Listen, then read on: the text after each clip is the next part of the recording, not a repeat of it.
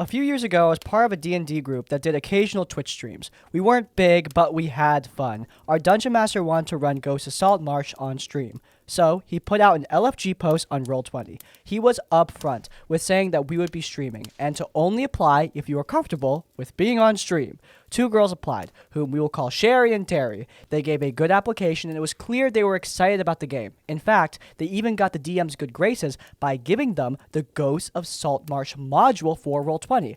After setting up the stuff for the stream and getting ready for Session 0, the Dungeon Master began the stream introduction before Sherry and Terry said that they couldn't hear anything. We tried to speak to them, but they apparently couldn't hear us. We assumed it was a technical issue, and had spent about a couple of minutes trying to troubleshoot, until... Hi, my name is Ebony Darkness Dementia Ravenway, and I have long, ebony black hair.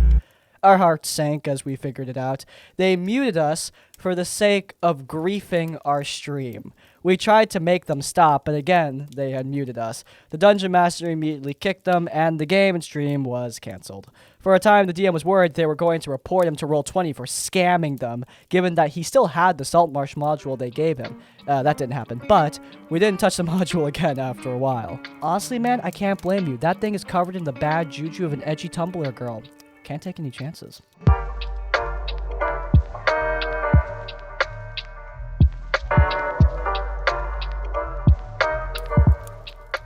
This story is probably pretty tame compared to a lot of what you see on here, but I thought I'd give it a go. So this was probably about 6 or 7 years ago. I was running a short homebrew campaign I had written. The specifics aren't really important, but there was a problem player. She was quite obviously playing an Aarakocra, but wouldn't come out and say that. I knew, of course, because I was the Dungeon Master, but to the other player characters, she described her character wearing a hood and long robes all the time so that no one could see her features at all. Like, not just her face, but her entire body. The only clue they got was when her hands or feet, I can't remember which, slipped out of the robe while she was doing something, and they saw talons. Someone immediately called her out on being an Aarakocra, which is fine. It's just odd she was hiding it, and she insisted that no one could possibly know that. Hey, do you think there's something weird about Flapjack? What, the new guy? I mean, what are you talking about, man? They're all good. I mean, they're nice enough. Look, I mean, it might not be important, but I think they're a bird. Dude, what? No, dude, seriously, like, look at them. Are you looking at me? I think you're just being paranoid. Yeah, I'm probably just overthinking things. Fast forward to later, during the campaign, when the party is actually adventuring. During the first major challenge, which was to scale a castle wall, she had the idea of flying a rope up to the battlement for everyone else to climb.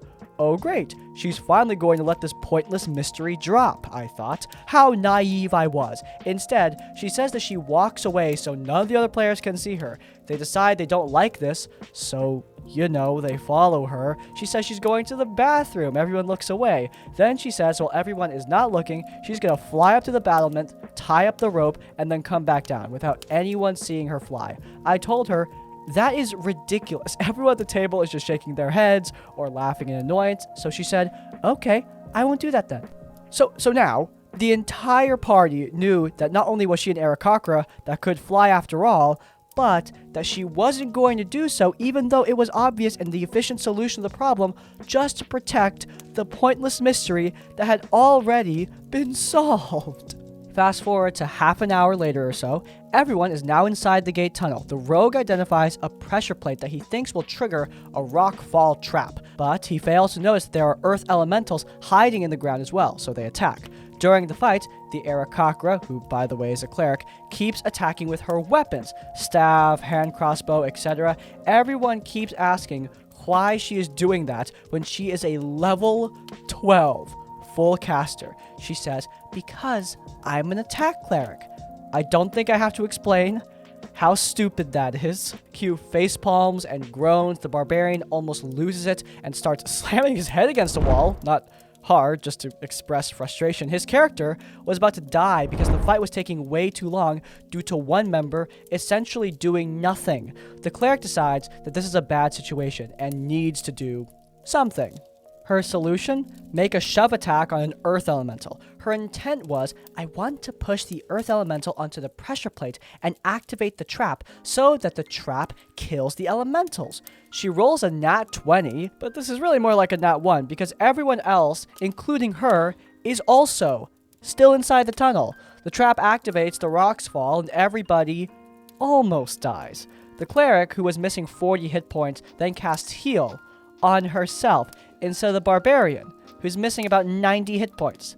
The rest of the campaign continues in this fashion. People try to educate Cleric about having more offensive options than basic melee attacks and shoves, but this falls on deaf ears. She barely casts any spells for the rest of the campaign except to heal herself. In the end, when we're going through the epilogue and everyone is saying what their characters do in the aftermath, she describes her character taking off her robes and flying gloriously into the air. This was her big reveal.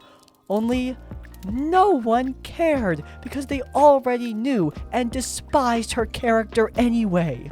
Needless to say, she was never invited back. Man, I get it. You don't need to play optimized all the time, but there is a degree of unoptimized where it gets really, really irritating. Obviously, it depends on the campaign. Some games are going to require you to really pay attention to your build and your playstyle, and some games are going to be more casual about it. But goodness, having a cleric at level 12 just making basic weapon attacks, yeah, that's going to be frustrating, especially when they're losing the fight. However, it's not just not paying attention to the gameplay. I think more annoyingly, this person isn't really paying attention to what makes sense in roleplay either. Look, you don't need to be an excellent writer by any means. However, if your flawed roleplay is holding back the rest of the party from having a good time, it starts to get on everyone's nerves. I mean, what is the point of this mystery? Mysteries are cool, but you need to make them actually mysterious. And when the mystery starts holding back everyone else, they're not going to be interested in solving it. They're going to be more interested in just getting it out of the way.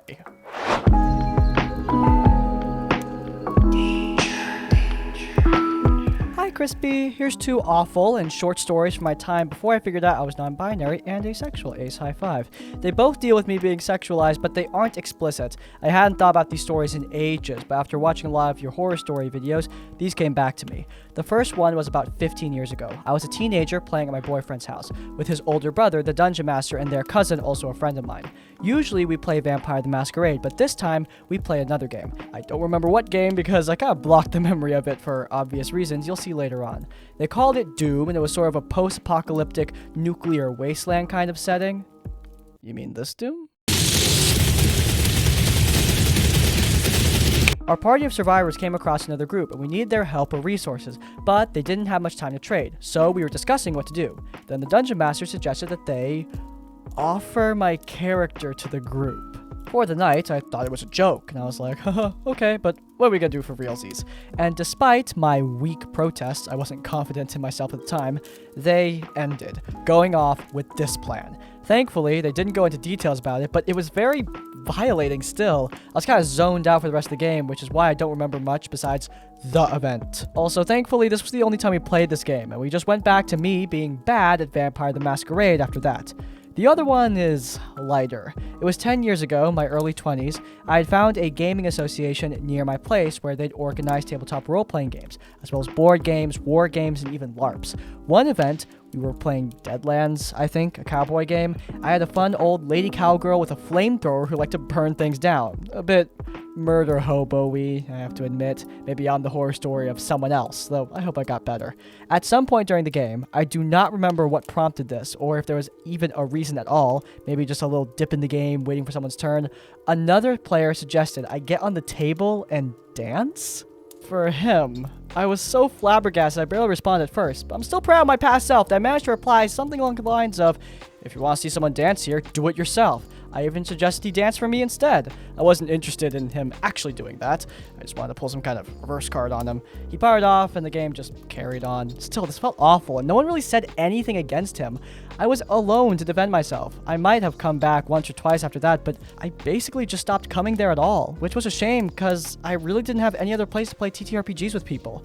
So I stopped playing for many years. I do have a very fun game now and a good group, and we've been playing a campaign for 3 years, almost every week, and having a lot of fun. Thanks for reading my story, and Have a nice day. You too, dude. There is a lesson to be learned from both of these stories, and that is the inevitable result of not saying anything. People aren't going to show up to your game if they feel uncomfortable. I speak from experience on this, unfortunately. Look, I understand why people don't want to confront social situations at their game. We're here to play a board game, not to have drama. But at the same time, if you want to be able to play that game, you need to handle these issues. Otherwise, why are people going to show up in the first place? As you can see here, it doesn't matter how clever your comeback is. If no one else is backing you up, you feel alone, and that feeling can carry pretty heavy. Though I'm glad in the end this person found a great group and are having a fun time. Really, that's what matters. I've been watching your content for a long time, thank you by the way, and finally decided to submit my own horror story. I hope you enjoy the ridiculousness. Let's start by introducing the cast, names changed of course, myself as myself, Dave, a good friend and usual Dungeon Master, Rachel, mutual friend of mine and Dave, and Luke, fellow player / DM, and our antagonist. This all took place about a decade ago, just as most of us were entering college. Dave was our resident forever Dungeon Master, and during a campaign that we were all in, he mentioned that he'd like a chance to play as a player again. Luke said he would be willing to run a second campaign for everyone with himself as the Dungeon Master, but we'd have to find another spot to play, our current spot being a community lounge for a dorm building that was booked for weekends. Since I was renting an apartment by myself alone, I offered my place and we made our plans. Luke told us to each come up with a character and a backstory, with just enough details to provide plot hook ideas while not being entirely fleshed out beforehand. I ended up using a character I had been working on for a while at that point, Avenor, a half-elven sorcerer that awakened his draconic magic and had no idea why, since none of his family used magic themselves. His only clue was that supposedly one of his mother's friends gave her a blessing of Bahamut, and now his goal was to discover the secrets of this, as well as to locate the person that bestowed it. There were other traits for flavor, but everything was run through and approved by Luke. Now, after about 3 months of weekly sessions, we're all having a good time. For the most part. Luke did a good job of balancing encounters for our party and also giving us time to roleplay and flesh our characters in terms of personality. He even set up a pattern where we could have 2 party members meet with him on Thursdays for a one-on-one or two-on-one rather session that lasted a couple of hours on a rotating basis, and then we'd recap what happened that Saturday with the rest of the group. It worked out nicely since we played with Dave on Tuesdays, had a mini session every other week on Thursdays, and then a group game with Luke on Sundays. That says Saturdays. What the? The only problem came with our backstories. Specifically, Luke focused very little on expanding on any of our backstories outside of what progressed the plot of the campaign itself. For example, I would have Avenor try to learn as much about Bahamut as possible during our sessions. To no avail. Find a book on ancient dragons? Avenor doesn't understand the book's language and can't glean any of it. We find a temple dealing with specific blessings by deities. They don't recognize Bahamut as a giver of blessings. One time, we literally entered a city full of dragons and dragonborn that studied and or worshipped Bahamut. Avenor asked a pair of guards, talking to each other in Draconic, if they knew anything about Bahamut's blessings, and I rolled a 19 on my investigation checks. Luke tells us, your Draconic is so butchered and terrible that you offend the guards, and they order you and your party to leave the city at once. Mind you, I have Draconic as a language I understand and speak. Finally! A good roll! Okay, I might finally be able to uncover the secrets of my past. You there, noble guard! Dovazul Ka Nalir. Can you help me on my quest? I seek just some simple information. Don't you talk about my mother! Similar issues would happen to the other characters as well, and honestly, we were all getting annoyed by it. Even after discussing it with Luke a few times, he'd say he was working on it, and nothing would change. Eventually, our main campaign ended, and Dave decided he wanted to run a one-shot in Savage Worlds to give it a try before starting another long campaign. Given how I had nothing really happening with Avenor, and I really liked the concept for him, I asked Dave if I could use him, and Dave agreed. A few key changes had to take place to accommodate the different system, but Avenor was ready to go. Tuesday rolls around, and everyone begins to introduce themselves. However, as soon as I say my character's name, Luke turns to me. What do you think you're doing? What? I didn't give you permission to use my character. What do you mean? Avenor is my character. Luke tells me that since I created Avenor and used him in his homebrew campaign, that Avenor belongs entirely to Luke, and that I wasn't allowed to use him outside of Luke's game, and that also applied to all of the other characters used with him as well.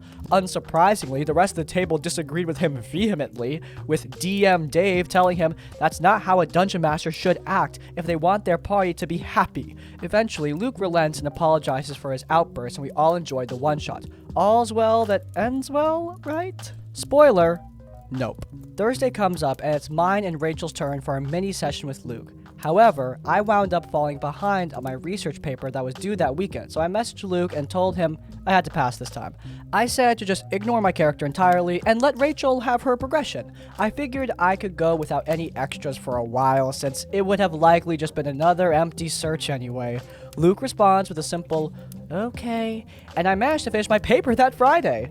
That Saturday, the rest of the party show up a bit early, and we hang out while Luke is still on his way. While chatting, Rachel looks over to me and asks if I'm as excited as she is to see my new look. Confused, I ask what exactly she means, and now she's confused and says, "The ritual, the one you agreed to?" Apparently, Luke had told Rachel that I couldn't make the mini session, which was true. However, he also told her that I had discussed a character development moment that I agreed to let happen while I wasn't there. In that mini-campaign, we were given a Potion of the Phoenix and told what the Blessing of Bahamut meant. In order to receive the blessing in full, Avenor had to drink the Phoenix Potion and then allow their closest friend to sacrifice him in a ritual ceremony and then cremate his body afterwards. From there, the powers of the Phoenix Potion would happen, and Avenor would be reborn with a new look and the Blessing of Bahamut fully evoked. None of this was discussed with me at any point. I was livid, and once the rest of the party realized what that meant, they were all pissed off too. Luke finally arrives, and the first thing I ask is, what the heck is this ritual and why was it kept secret? Setting his stuff down, he looks at me and says, "Yeah, about that." He pulls out my character sheet. He usually keeps the player sheets when they have a mini session that week so he can adjust things to fit what happened. And he rips it in half, saying that Bahamut decided you weren't worthy of his blessing after all. Someone who would split their soul like you wouldn't belong among his chosen. He then hands me a blank sheet and says I need to start over. Needless to say, I was pissed and told him that I wasn't playing in his campaign if that's how he's gonna treat my character. The others agreed and said that he was out of line. Now, you would think that would be the worst thing he would do, right? Like, there's no possible way he could be more of a jerk. But nope, Luke managed to outdo himself as soon as I said I was done. Well, if you're gonna be such a whiny brat about it, maybe it's best for everyone if you just leave. That's right. After tricking another party member into killing my character under false pretenses, he had the nerve to try and kick me out of, remind you, my own apartment. In what should come as a shock to absolutely no one, everyone else told Luke outright that they were not playing his campaign anymore. He was no longer welcome at our Thursday game. And, for good measure, I told him that it was best for everyone if you just leave right now. He argued with us, but he got the hint once the word trespassing was thrown out, and he left. Thankfully, we were able to find a good replacement player for our Tuesday games, and when Dave finally started doing a full campaign, Avenor finally got to have his backstory fleshed out. Okay, obviously, you don't own the proprietary rights to someone else's D&D character just because they played in your game. My god. Especially since, I mean, come on. We're all ripping off stuff all the time. It's not like any of us have proprietary rights to any of this crap. So, yeah, this DM's attitude is obviously bad. However, the main issue here, and I think the issue that you're probably going to struggle with more realistically, is integrating player backstories into your campaign. It's freaking hard to do this. Ginny D made a whole video about this, and I think it's a really good video, but even that video isn't enough to turn you into a pro in this field. It's hard to do this. I mean, even Baldur's Gate 3, a video game with a team of writers who I think are excellent at their jobs, didn't perfectly integrate every single character backstory into the main plot. However, even if you put the barest minimum amount of effort, you're gonna do better than this guy, because good lord, this isn't just bare minimum effort. This is active sabotage of someone else's backstory, getting their character killed off and acting like you own them. This isn't just incompetence it's malice, and neither is good for any sort of dungeon master. Hey Crispy, I've been watching your videos for several months now and decided to submit my own horror story. The scariest part of the story is the miscommunication, but it still made me a bit uncomfortable at the time, so buckle up. A bit of context, I'm one of those aces who makes a joke and innuendo among friends, but I still struggle to grasp when someone else is making an illicit joke. I also grew up pretty sheltered, so during the time of the story, I didn't make or understand any of these jokes. Our story begins in the classic den of horrors, the high school gaming club. During my sophomore year, I was one of the few kids who started our D&D division, also known as the kids who were tired of gamer bros yelling in the main room and got permission to use the teacher's lounge for tabletop role-playing games. I had gotten into D&D the previous year, so I wasn't confident enough to fully DM, but due to an increase in players for the club, I volunteered to help the current Dungeon Master with managing monsters in combat, playing minor NPCs, that sort of thing. I just started Critical Role Campaign 2 and loved to practice Matt Mercer's awesome sound effects, so little 16-year-old me had a blast making monster noises for the players. And it was this mini DM job that got me into an embarrassing situation. We were running Lost Mines of Phandelver. Pretty simple. The players worked together well and even adopted a goblin from the first combat encounter because they didn't want to kill him.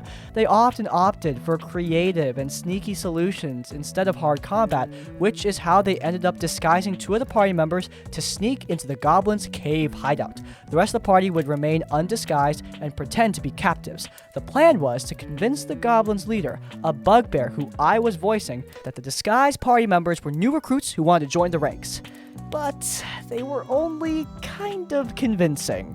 I don't remember whether the players rolled well or poorly, but the Dungeon Master decided that they needed an extra challenge. She whispered to me that the bugbear would accept the quote-unquote new recruits if they could prove their loyalty.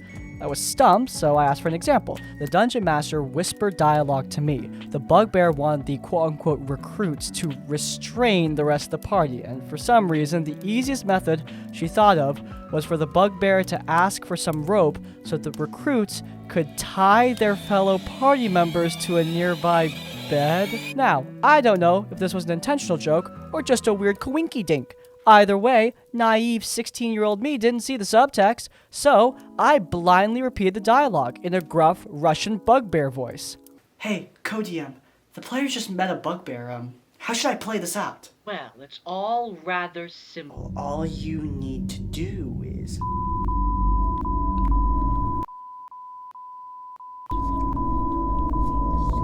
Do you understand? Yeah, that sounds great. The entire table bursts out laughing, myself included, after someone explained it to me. I was really embarrassed in the moment and just laughed it off to blend in with the group.